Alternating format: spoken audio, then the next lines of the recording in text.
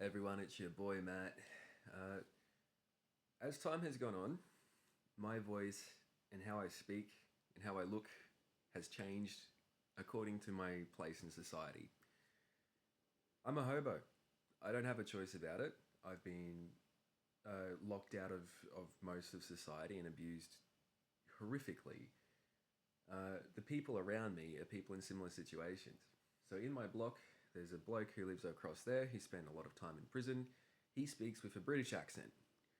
There's a guy over there who speaks with a Scottish accent. Okay?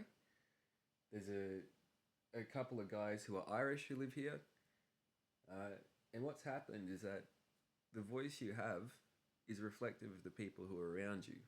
And how you look is reflective of the people around you and how you're treated.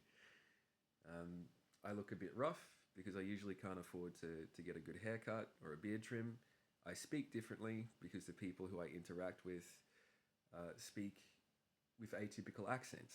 In general, people who speak with an accent are people who are stuck talking to the same people over and over again.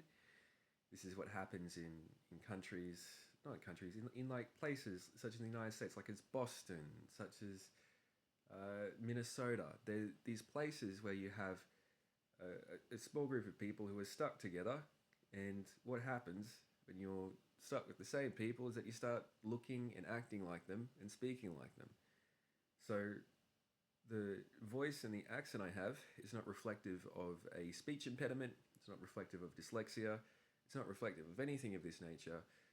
You are seeing someone who is part of a different cultural group. I'm part of the people who live at Ainsley Village. Ainsley Village is it's not quite like it's a fucking hobo community, right? We speak differently. We're a different cultural group, and over time, as you spend more time in it, how you speak and what you're like is more like the other people in your cultural group. Okay,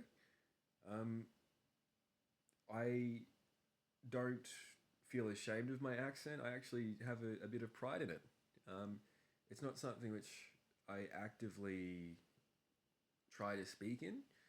I suspect that when I move to a different stage of my life, the way I speak will also change. I'm kind of conscious of it for a little while. We had a few people in the village who started speaking with slight Irish accents because we had one of the people staff members here was Irish, and it was just so strange. There are a couple of Irish people here, and it's a phenomenon which I've had to witness, and it's so strange and funny to watch. The staff member who was Irish, he started getting really upset. I don't know if he never voiced that he was upset, but it was palpably cringe, and you could watch it occur, and it was really funny. And that's just what it's like here at Ainsley. This is a cultural group. You've got a small group of people who really mainly just speak with each other, uh, who are marginalized and isolated from a large amount of society, and because of this, the we have things such as accents developing. So, for example, the guy who speaks with a Scottish accent, who's over there, he's been in Australia his entire life.